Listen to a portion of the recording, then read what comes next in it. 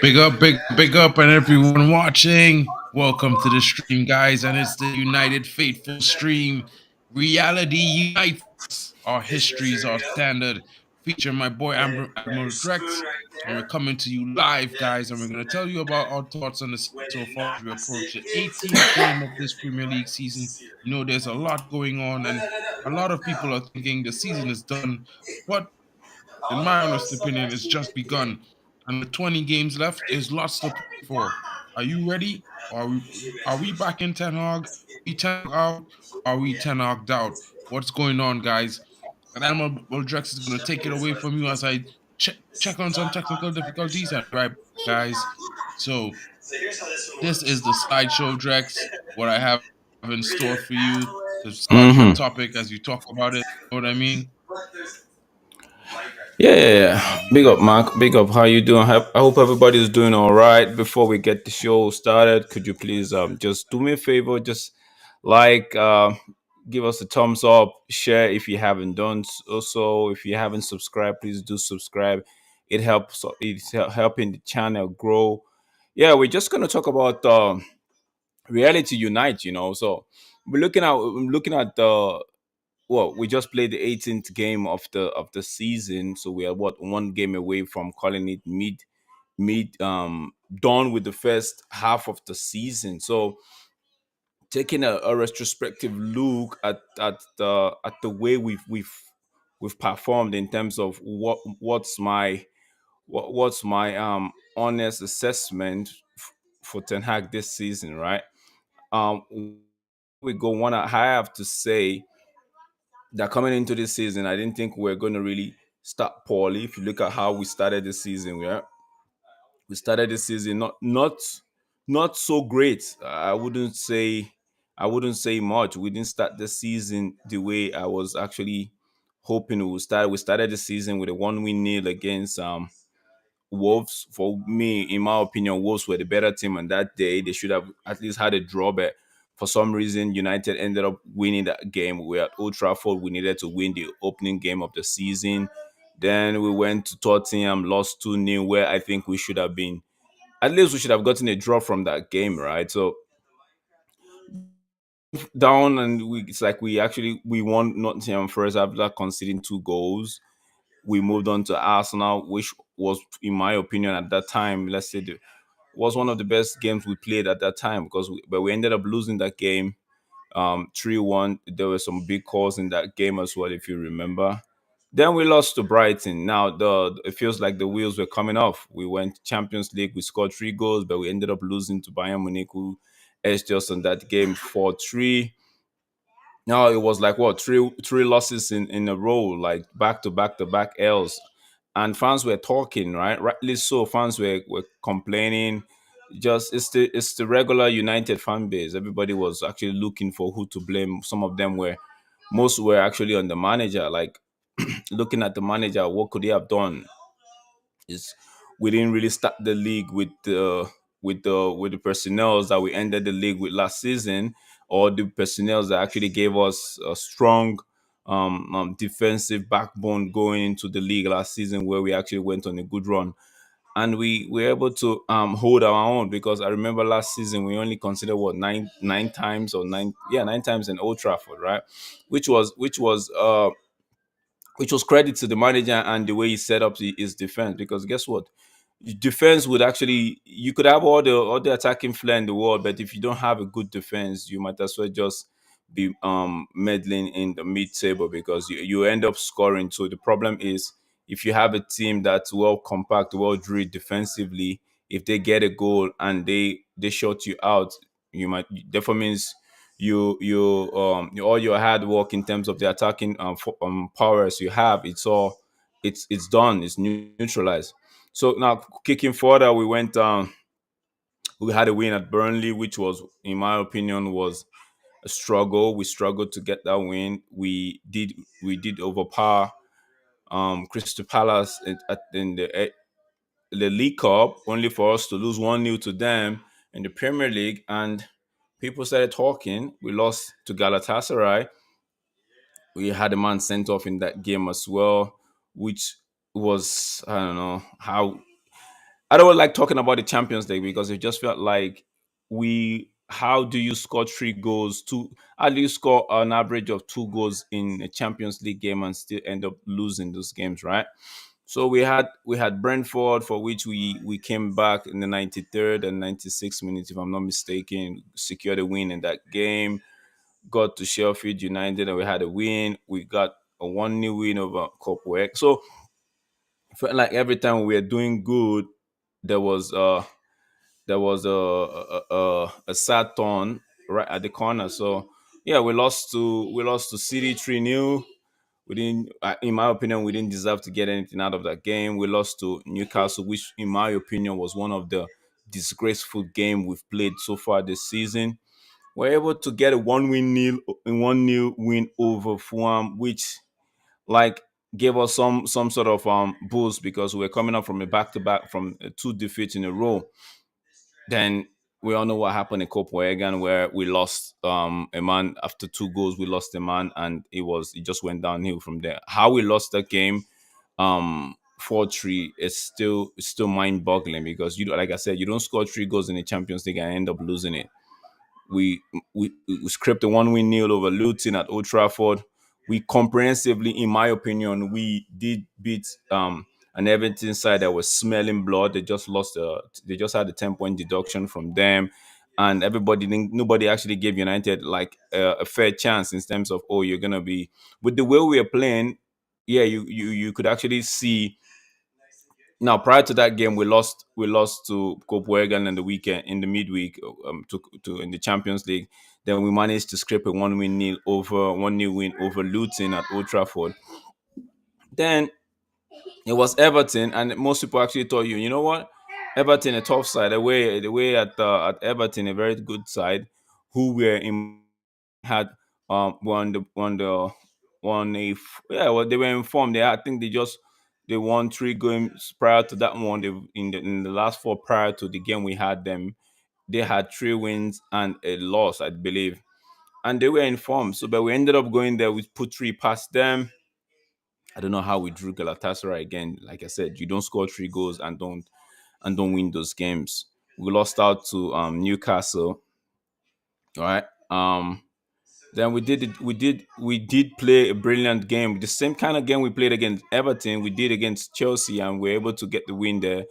Then it felt like I said, it felt like every time we can get a win, there's some sort of loss around the corner, right? So now with our most recent game being Liverpool, which was a draw, and I didn't see us losing that game even when we are doing the pre-game show. I actually didn't see us losing that game because it was about time we actually got a result, all right? And it's not the result most people wanted because most people actually wanted, they actually thought we were going to lose that game. A lot of United fans in actually thought we were going to lose that game. And you can't really fault them for thinking that way because we've been more of like a roller coaster, right? Our kind of roller coaster this season is the one that if you go right on it, you might end up getting a heart attack if you're not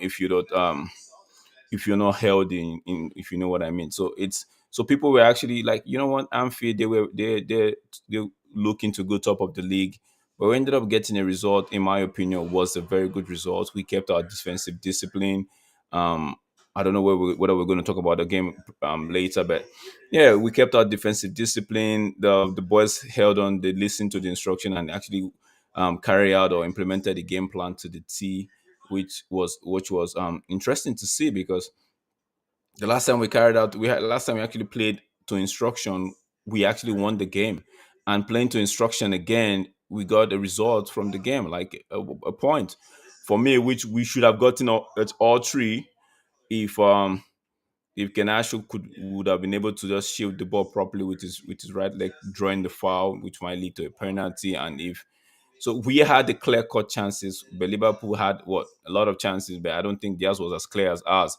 So, but that being said, the season so far has not been one to actually look on and say, okay, it was a great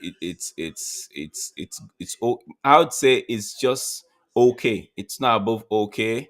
it's not beneath, it's not below okay, because if you're saying it beneath below okay means that you are actually not taking into consideration the fact that the team has actually dealt with.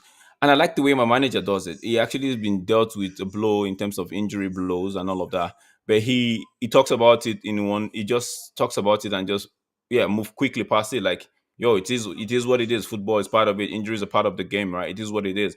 Now, he would love to get all his players fit, but it doesn't. It's not happening at the moment. So why cry over spilled milk, right? So move on, make the best out of what you can make, right? In terms of your personnel available, and yeah, fair play some to him. He's been able to, like, what, grind some results. He's been able to, like, I know it's not been pretty. If you look at it's not really been pretty, right? A lot of now Liverpool was our first draw so far. It had to take us 18 games to actually get a draw. We've had more like losses and wins and all of that. So it's not really, like I said, it's not really a pretty result in terms of, if you want to factor in um how we played last season in terms of result wise, not really how we, not the gameplay itself, but result wise, we were able to get more wins last season at this stage. But yo, fair play to the manager for actually, because at one point I was getting frustrated in terms of the personnel they were actually picking to start week in, week out. I felt like, like you don't want, in one breath you wanted to sell some players, and in another you're actually making them your key players, right? But when I dipped it down and take a look at it holistically, I found out that, yo, it's not had some personnel that would term starters, like in the likes of Ericsson, the likes of Casemiro. Those two are definitely starters. Those two play ahead of McTominay, right? And I felt like going into this season, he had his mind cast on um Kobe Maino and Erics and Casemiro, right? With the shuffle, because yeah, we all know Ericsson can give you what, 40, 45 minutes, 60 minutes max, with the shuffle of Bruno and all of that. But injury happened, and it's injury is part of the game. It's inevitable. You could actually get we are dealing with injury. Brighton is dealing with injury. Newcastle as well are dealing with injury. So it happens. It's part of parcel of the game. So, but if you say it's the season so far has been below okay, then you might want to factor in all of these what should we call it now, variables into situation, and actually see, okay, how he's managed to actually manage the personnel and manage the team. It's only 18 game. We have what, three more games to, like, before the end of the year, which in my opinion, those games are actually a must-win games. If you talk about those games, we're looking at we have what we call it. We have West Ham on Saturday. We have Aston Villa the week after. Then on the 30th of December, we have Nottingham Forest. So it's more like, okay, we have on Saturday we have West Ham. Then I believe on Wednesday, if I'm not mistaken, Wednesday, yeah, 25th is Monday. So on Wednesday we have Aston Villa at Old Trafford. Then we go to Nottingham Forest. We go to go to Nottingham Forest December 30th, I believe. Yeah, yeah. So it's not. It's so these three games, in my opinion, are a must win game. Win all three games, that 9 point puts you in a good position in the league. Right now we are like 5 point behind Tottenham, 6 point behind Man City, 1 point behind Newcastle. We're sitting at in seventh position. Yeah, about 10 points behind on third place Aston Villa, which we have Aston Villa next in the 26th. So to me, it's, yo, West Ham are just beneath us. If they win, if they get a win at home to us, that puts us at the eighth position and puts West Ham in what maybe sixth position, depending on how results go that day. So for me, it's a West Ham, Aston Villa, Nottingham Forest. These three games are a must-win game. Rather, I would say must-win game. Get an all maximum 9 point. But if you could take let's say if you could take what, 5 points would be, oh, that's like drawing against West Ham. Or in my opinion, just get a win at West Ham. Try as much as possible, because Aston Villa are not a team. I actually, they are, although they're in form, but I don't at Old Trafford we kind of have a way of just getting past them, right? So get a win at Aston Villa. Nottingham Forest, do all what you can to get a win at Nottingham Forest, and that's 9 points. So get 9 points out of this next three games. It shouldn't be. We should be in a good position going into the new year. Now, looking at what we have on the screen, now we're doing like a comparison between what should we call it now, Ten Hag and Jurgen Klopp. I believe this is what maybe the first. This is like the first two seasons. Yeah, the first two seasons start now. Ten Hag has had what 86 games with more wins, 86 as to Klopp's 99. And Ten Hag has had more wins, right, in terms of 53 and less defeats, 5, even less draws, 9, with a point up per game of 1.95. So if you actually dip this down and look at the in comparison to the two managers, as well as don't just look at the managers. Now look at the way the team is structured.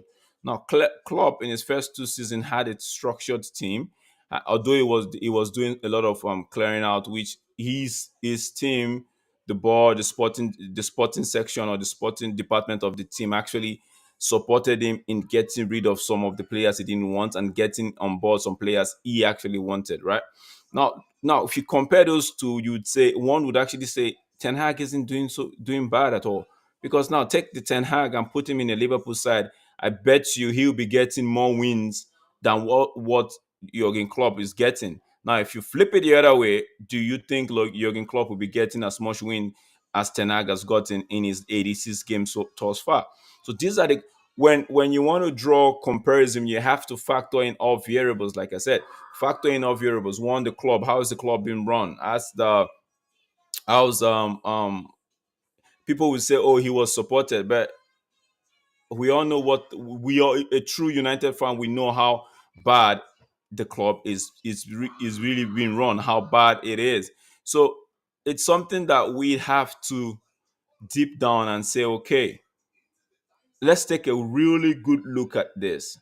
Do you think if we have the sporting department on point, do you think we would be struggling this much? Now I know a lot of people want some players out, but just think for a second. If we have the sporting department in place, as with what we let's not even say top notch. Let's just say with what Liverpool have and the likes of other clubs have in place. United is one of the is I think one of the teams that don't have a sporting department, a actual sporting personnel in place in terms of an actual director of football who knows what he's doing, not a banker running the show and claiming to be a sporting director of football and what's not. Right? An actual sporting director. United is one of the teams, if not one of the few teams in the league that don't have it. And now put that into perspective and say, okay, if we had a sporting department that was on top notch, right? Because at United we should be getting the best of the best. We're not just United. We are a powerhouse, so we should be getting the best of the best, right? Now dip that in and say, okay, first two season, 86 games for Eric Ten Hag, 168 points, 53 wins, 25 defeats, and 9 draws. Compare that with clubs more game size, which is 99. Obviously, he was getting like what 10 points more in terms of points per accumulated. He has 10 point more than Harry Tenag, who has what? Who has about let me see, 9. That's about 13 games less. So that's about 13 games less. So are you telling me if Eric Ten Hag had that 13 game, he won't be able to get 10 or 15 points from that 10 games? No, he would be. So looking at it, where and he's got more wins than a club who's got 99 games in charge in his first two seasons. Now, this starts actually looking at it where we are at the moment, right? Right, where we are at the moment, I would say maybe you still have some games to go. This start might not be 100% factual, but looking at it, you could actually say, okay, 86 games, it's got 53 points, The season hasn't even ended, so Ten Hag hasn't really gotten two complete full season, but he's got more wins than the club, and he's got more less losses than at the moment. So we could argue, one could argue that okay, come the end of the season, he might have had more losses than club, which it's okay. But looking at, like I said, looking at all variables, Ten Hag, one can actually say Ten Hag has exceeded not I don't know why if I use the word exceeded expectation should be the right word, but Ten Hag has has shown that he, if given the right tools, if given the right backing, can actually produce fantastic result for the club and for the team. United yesterday, like I said, played to instructions. The boys played, and they played pretty well to the instruction of the manager. And like I said, the last time we did that, we actually had a win over Chelsea. These are the things that we need to see. The players need to play to the instructions. We were defensively astute. Our shape was intact. Discipline was there. Concentration was high. Even with we limited Liverpool to a wing play because we knew when the crosses comes in, we had players that could actually deal with it, right? So yeah, so now that's fair enough. But some section of the fans, which I don't have a problem with you having your own opinion. Everybody's entitled to their opinion. But before you draw the knives to actually try to slit the throat of whoever you want to do, or before you actually put the axe on the manager, try to look at this whole thing from an holistic point of view. You say there's no style of play, but how do you say, some people even go as far as saying he flipped his pattern, but I'm saying, how do you flip your pattern when it's the same thing we saw, but it's just that the personnel at the moment can actually execute the pattern we had last season. Last season we had the call of Casemiro. We had Casemiro, we had Ericsson, and we had Bruno, right? We had Dalot, we had Shaw, we had our best center back pairing in what should we call it now? In Varane and Lisandro Martinez, right?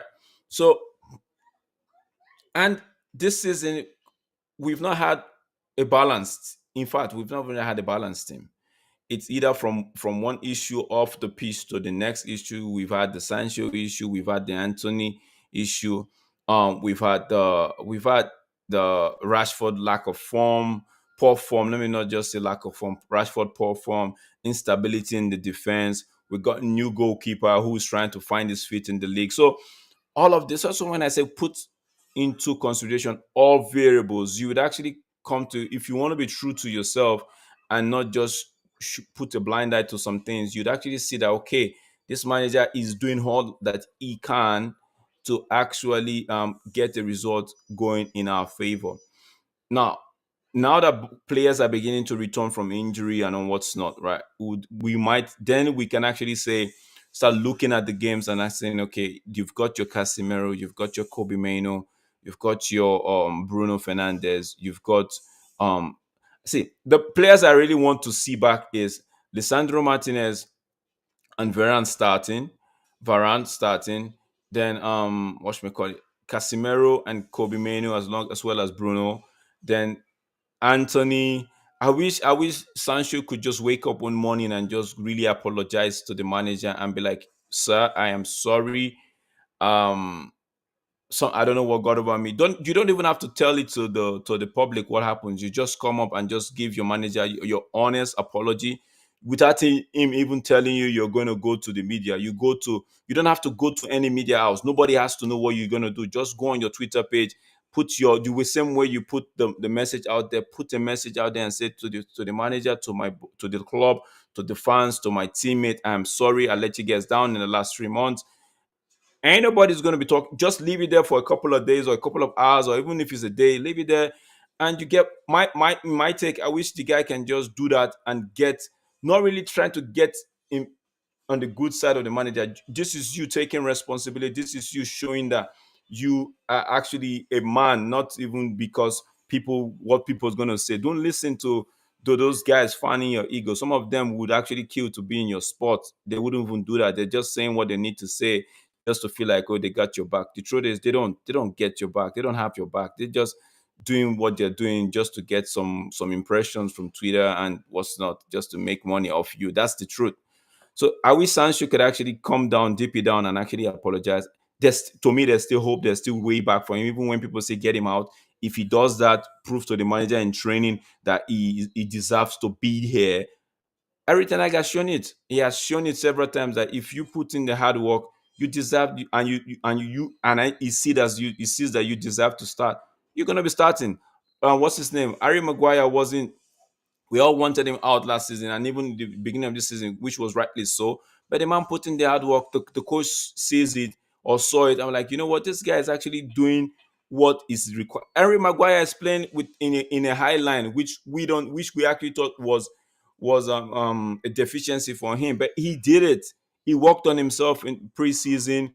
He's established himself. Is so the manager has shown that if you improve on yourself, Aaron Basaka did the same thing last season. The manager has shown that he's not that biased, quote unquote, that we think he is. So if Sancho actually comes and apologizes and work hard in training, and when given his maybe 10, 15 minutes cameo here and there, he takes his chances, then guess what?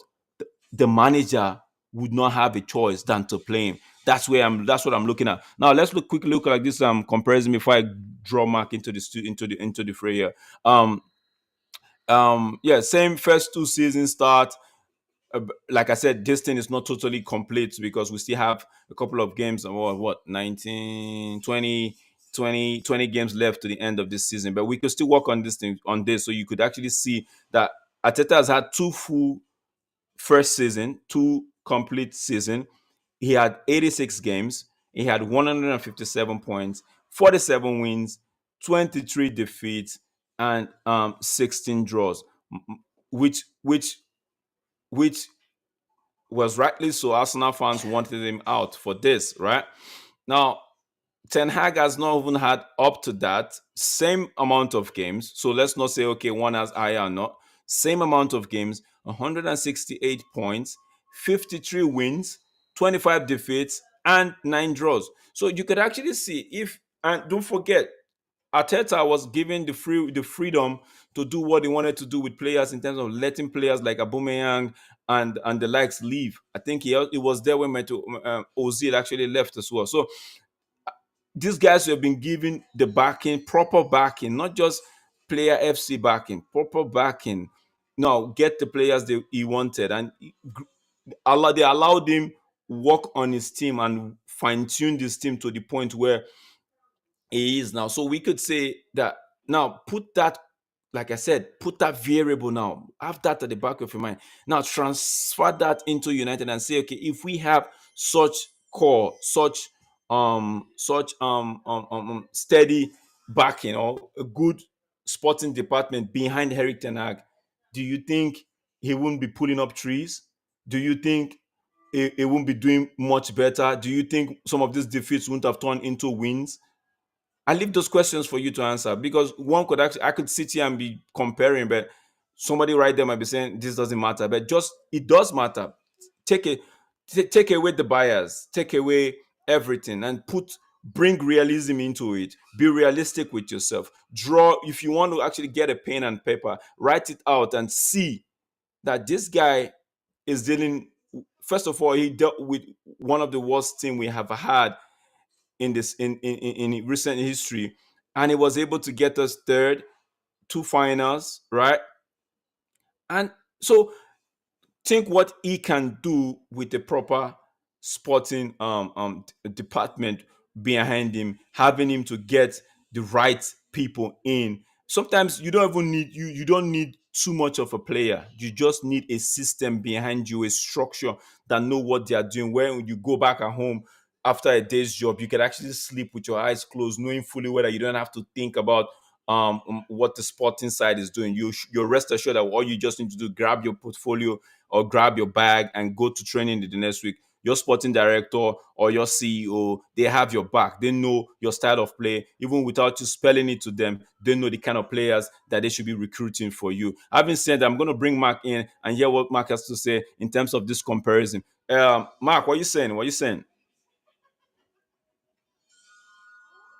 Big up, guys. How am I gonna put this? Like, well, I was reviewing the stats earlier. Like I talked about it earlier on that show with Mick, and I spoke about it again earlier when I was doing the UCL draw earlier on today.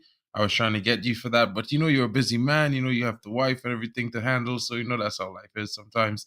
But straight right in, let me just cut right in and say, I'm back in Ten Hag all the way. I'm one of those fans. I'm tired. I'm tired of that death loop of sacking managers every 2 seasons.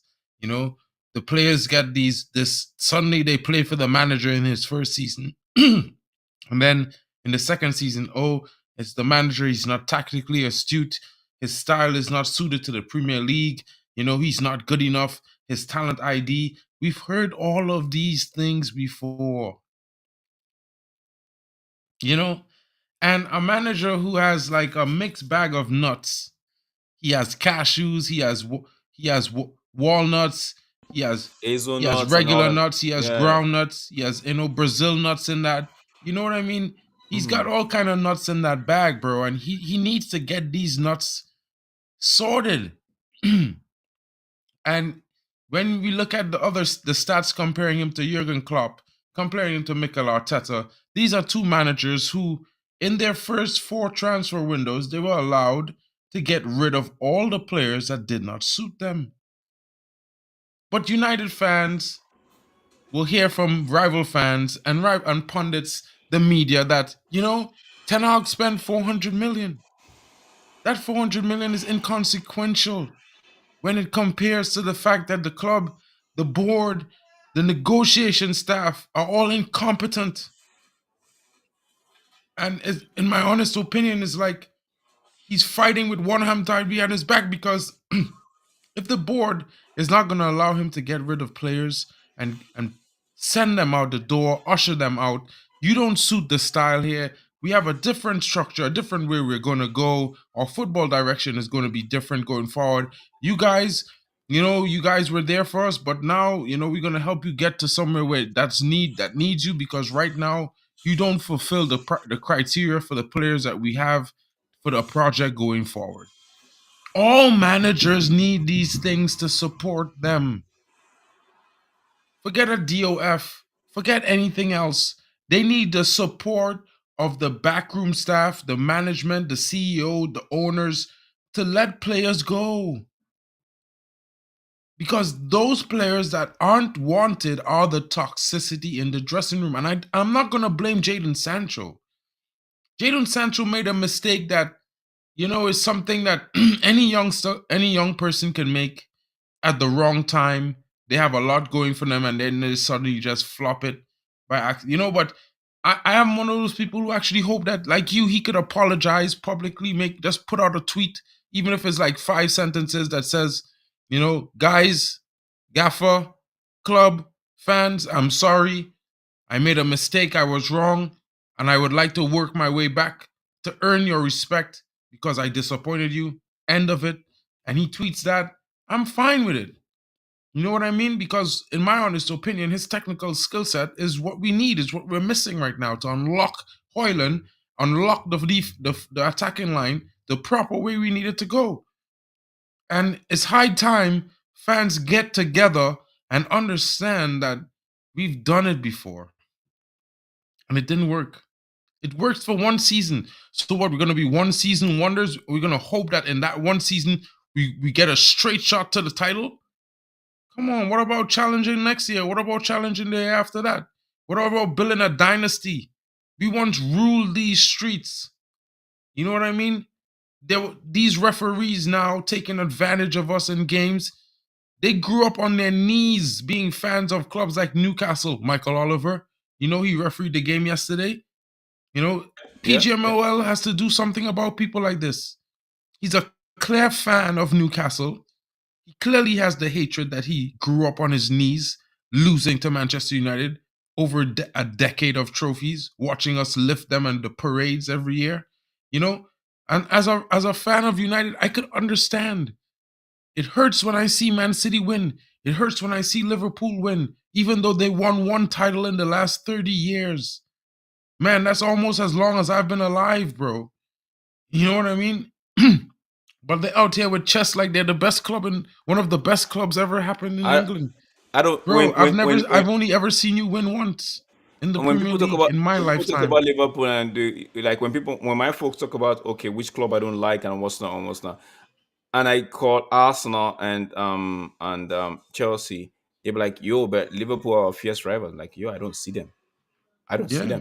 them. One I title, don't see bro. them. One What is there to title. see? They're so far behind. Chelsea, Chelsea has won what? Chelsea has won, if not three Champions League. So I don't see when people I don't see Liverpool. So when I have Liverpool people come chatting rubbish with me, I'm like, I don't even respond to them because I don't see you. It's like a case of the truck went by. I didn't even see it. You're asking me what did the driver wear? I didn't see that. We didn't know.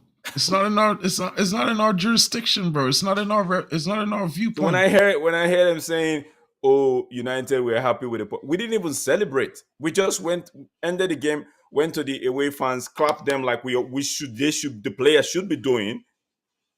I didn't see nobody pumping up yesterday. I'm like, yeah, yeah. No, game ended. Away fan players went to the away fan, clapped them, and left the pitch. So Did you when Van hear Dijk, anyone? Did you hear anyone? no, No, I didn't hear any Liverpool fans. Like it was silent Anfield, watching their team try and fail because the United team kept them off the their fact that rocker. we They weren't restricted able them to to find their wing play, proper rhythm. we restricted them to the wing play, and because we knew they know how to spam crosses into the box, we had people that could deal with the first ball. And yesterday we were dealing with the first ball properly, right? Even the second ball, we were closing men quicker than we did in the last 17 games. And I was like, whoa, this is impressive.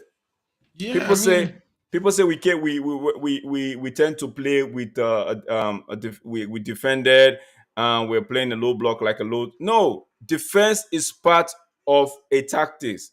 If you can't break if you can't break my defense down, that means I'm doing something right tactically. Even when Jurgen Klopp switched it, brought out Luis and Nunes and try to put those kids Jones and Elliott to try to go through the middle, right? We also stopped that. We also stopped that. And I was like, yo, it was Salah that was trying to pull the string because Salah is very tricky with his feet. It was Salah that was trying to do a quick play with his feet to get them involved. But so when I read the report from Van Dijk, I'm like, why are people paying this guy attention? This guy just wants to be. This is somebody that used to be that used to support you that never liked Liverpool. Now all of a sudden, because he's playing for Liverpool, he's trying to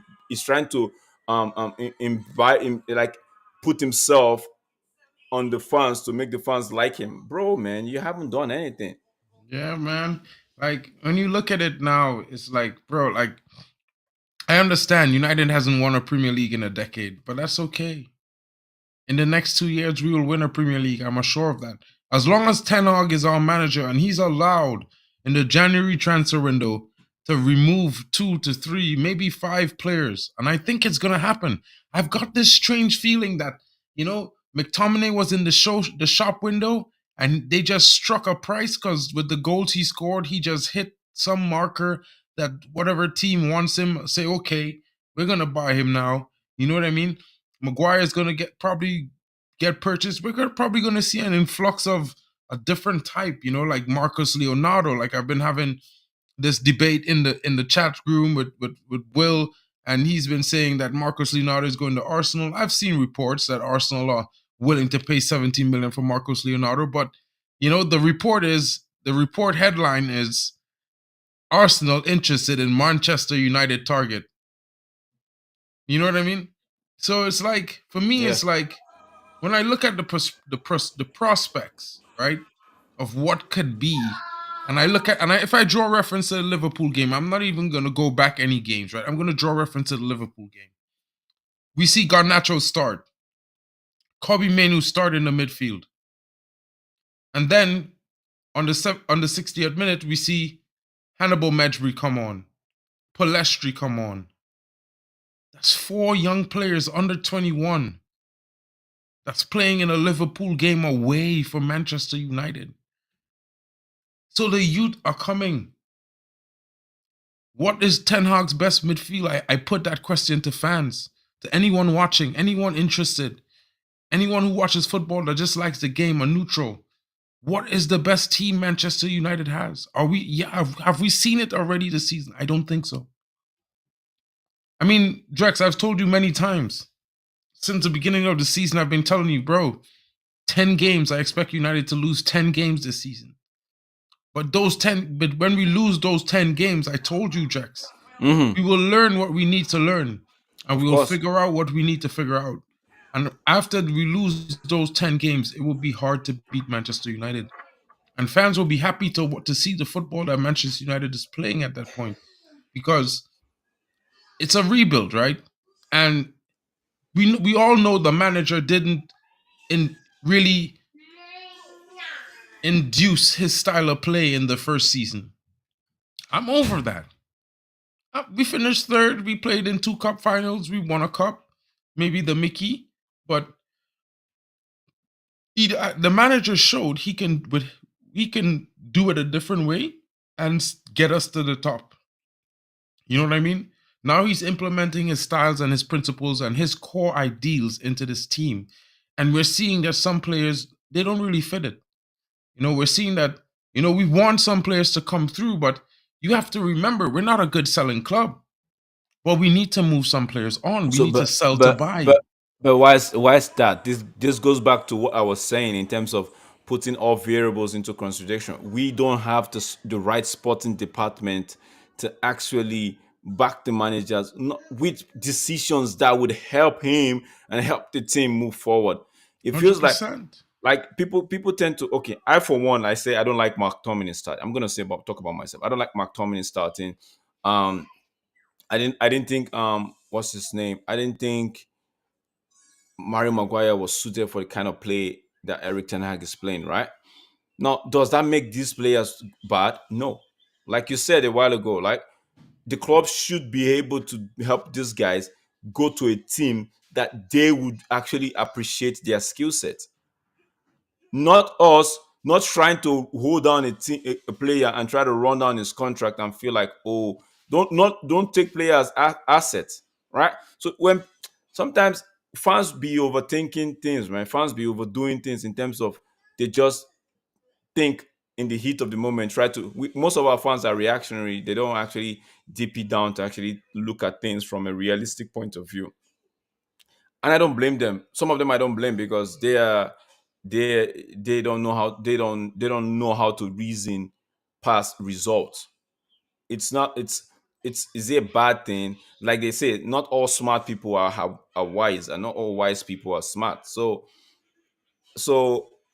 they could prove to be smart on Twitter with all their nitty or tactical analysis here and there, but when you don't have the wisdom to actually look at the thing holistically and make a refined and defined decision as to putting everything into now, then I just look at you as just talking trash. Imagine after the game, I'm seeing tweets like, "Oh, Ten Hag went to get Anthony instead of he should have gotten Kudus." That tells a lot about his talent ID. I'm like, when Ten Hag wanted Frankie De Jong, nobody talked about talent ID. When Ten Hag is opting to start Kobe Maino and didn't want to let him go anywhere, they don't talk about talent ID. When Ten Hag wanted Oyland, nobody talked about talent ID. Like, it feels like, oh, now the same kudos that they're talking about, it's the same kudos that actually held five against a Fulham team. So I'm like, so when you people talk, or even the same kudos who come to United and McTominay might be looking better than him. So when people talk, sometimes they just talk from the point of they just want to have a dig at the manager because maybe guess what? A lot of them they don't like the fact that Sancho was frozen out or they are player FC. So as long as you're bad to my player that I support, you're not a good manager. People tend to be acting as if they've actually coached the team, whereas even the job that they have, they don't do it properly. So 100%, 100%. And like you say, like I mean, when you look at it holistically, if you take Pep and you put him in a club with all the toxicity that happened around United from the beginning of the season, start off with 16, eight of his most senior players injured, another eight of the other players injured, right? Start the season with what you have left. Then right before the transfer window closes, the fans protest out one of your young players. Let's just say Phil Foden, right? You have to replace him. You have to find somewhere to be because he can't play the season. The problems. Then all of a sudden, the Sheikh decides he's leaving the club and he's putting it up for sale. What's going on? You know what I mean? Do the you think Pep? uncertainty will just kill him. The uncertainty will I'm just be just too saying, much. if Because Pep, you take Klopp, you do the same thing. You take Arteta, you do the same thing, and then you all the players that they wanted to leave, you keep them. You force them to stay. Like you know, like the Raheem Sterling that went to Chelsea. yeah. All those guys. You force them to stay at City. No, you can't leave, and you keep them. And Pep want to let them go, but no, Pep, you can't get no one. No Doku for you. We'll get you. We'll get you. Speaking about Doku, it was the system, the sporting department that actually got Doku, not Pep. Pep didn't know who Doku was. So this is what we are talking about. This is what I actually want the wise people, the wise fan in the United fan base to actually think. I'm like, yo, this is the sporting department that went out, scouted the player, and said, you know what, this guy fits your system. 100%. This guy is better than, in their opinion, this guy is better than Jack Grealish. If you Yeah, have a Jack Grealish that could actually dribble and do, this guy can do more than that. This is not the manager pointing anything out to them. This is they going up because they have the best of the best in their department that can actually, and it's not just having the best of the best. The manager himself believes in them, believes, because guess what? They've all have a roundtable discussion, and the manager can actually tell, because you could actually be having a discussion with somebody and the person is telling you, I will do this, I will do that. But you're looking at him like, yo, but you don't have the pedigree. You don't have the onions to do what you're telling me you will do. How am I supposed to trust you? And when given the opportunity to actually do what you're saying you would do, you flopped your lines. Now, how is Ten Hag supposed to trust a director of football and a CEO who told him we were going to do everything that in their power to get Frankie De Jong, only to fly to Barcelona and come back empty-handed? They didn't even get flowers for 100%. their they didn't even get flowers for their wives.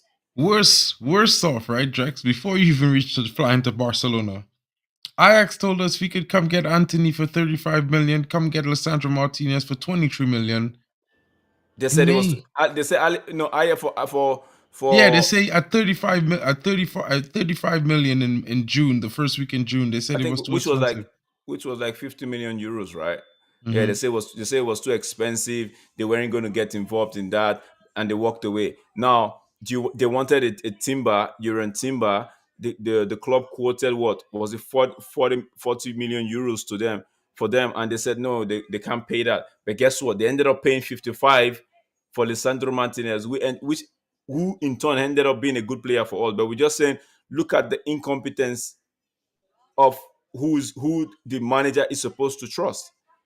Get Exactly. get Anthony at the price that they were quoted. If you had gone into the negotiation table and said, okay, 50 is too much, let's give you maybe 45 or 40 with some couple of add-ons, right? They would have been able to get that deal done and just get two players done and move on. But no, they lingered and waited. So how in the world now, if we actually look at it, how in the world I'm not even a manager, I'm not a coach. How am I supposed to trust such people? You get what I mean? 100%. How are we supposed to trust? So now you're going to tell me you're bringing a player from somewhere for me to use, when you couldn't even deliver a Frankie De Jong that was willing to leave his club if they paid him whatever it was owed. You understand? You could even get an Anthony deal sealed earlier when I gave you the list way before time. So how 100%. you could even get a deal done. You knew the Rabiot deal was something that was a little bit shady. Why didn't you tell me straight there and say, you know what, this Rabiot deal, we're not gonna go for it. Guess what? We're gonna go for another player, and make sure that player that you're telling me you're going for right? You're gonna go for, you get him so that I can say, okay, yeah, you know what, you didn't get me Rabi, but you got this player for me. Not Hundred forcing me, percent. not forcing me to use a player like I'm not saying Casemiro is bad, but you could tell Casemiro wasn't the manager's signing. Casemiro was the panic buy. And based on based on Casemiro's pedigree, the manager was like, "What could go wrong? Casemiro is a fine player, right? I'll take Hundred him. percent. I I'll take agree. him. If you give me Casemiro, I'll take him because Casemiro, You guess know, what? It's a fine player. Because why was he actually saying he was gonna? Why did he actually go with Casemiro? Because Casemiro has proved it on the world stage that he's a fine player. Imagine them going to get him a Doku. I don't think he's gonna ever say he will go with you because like, yo, I don't know this guy. Imagine I don't know this guy. I don't trust you, right? Manager went with Casemiro because of his knowledge of the player, having seen him on the world stage. So who would actually say no to a Casemiro? Nobody.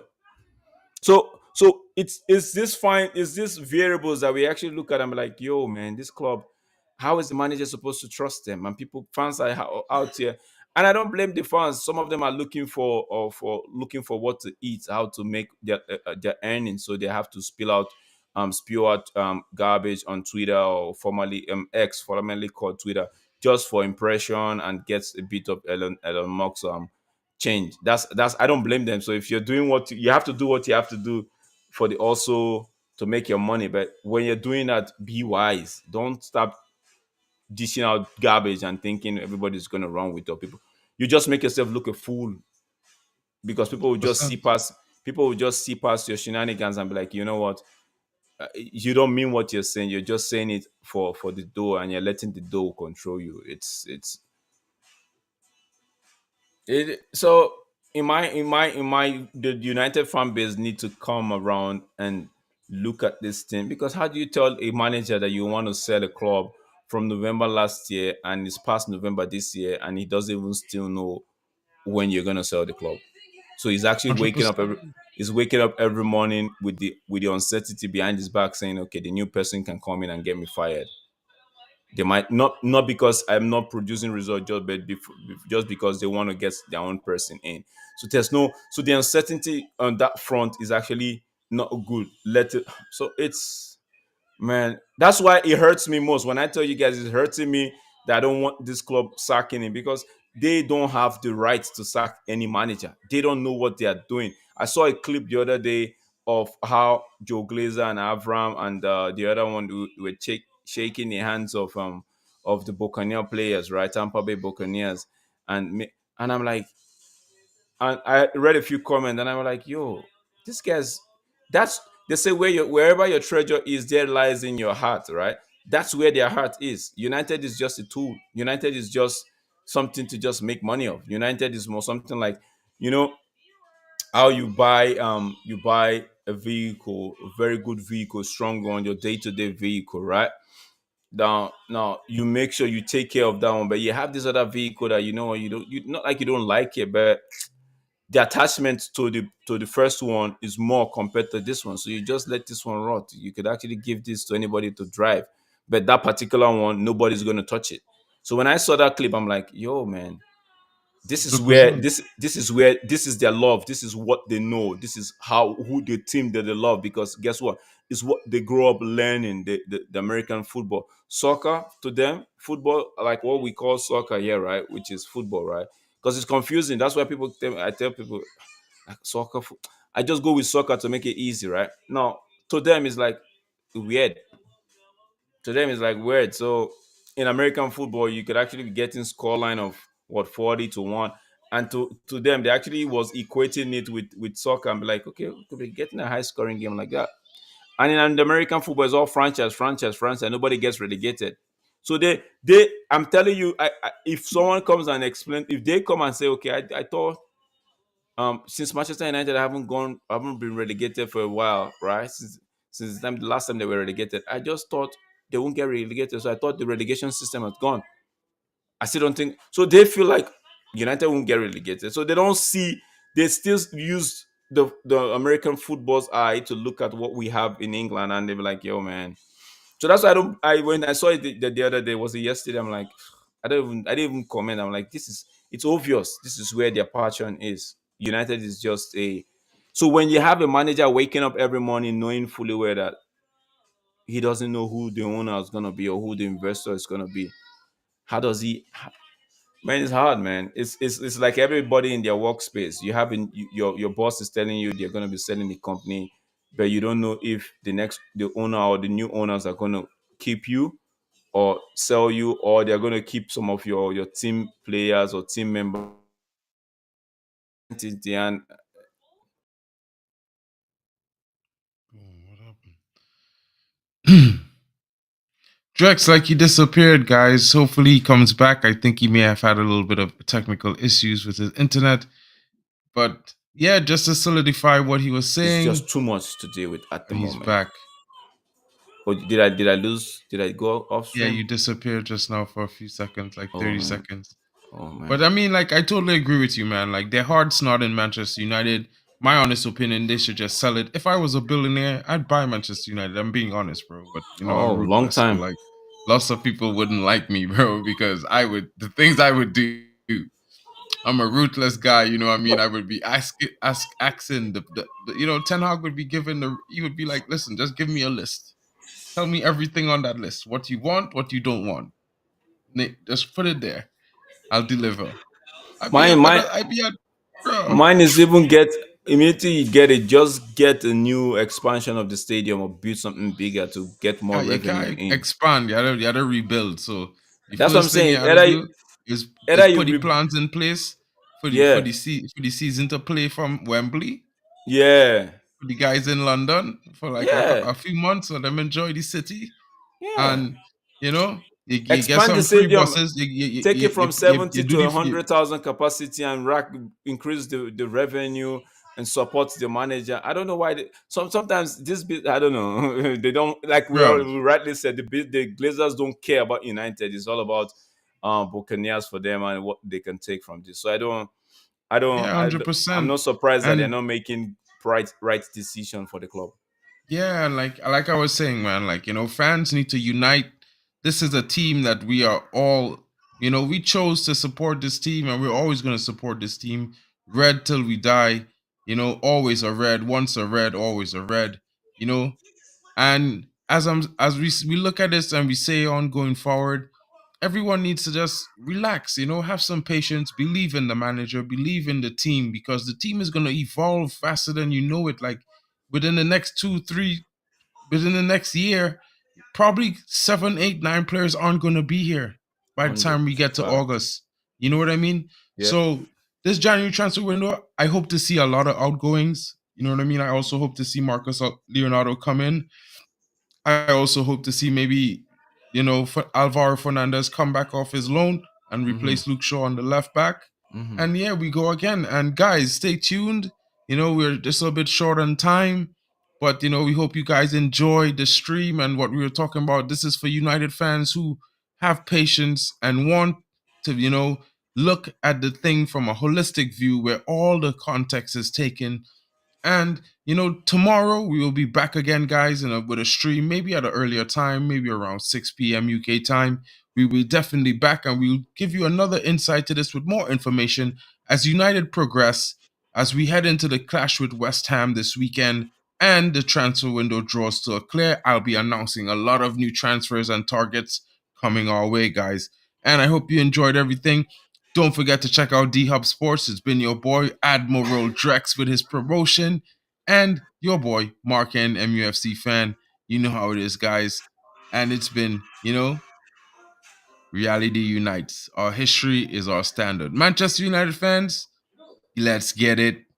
And we out.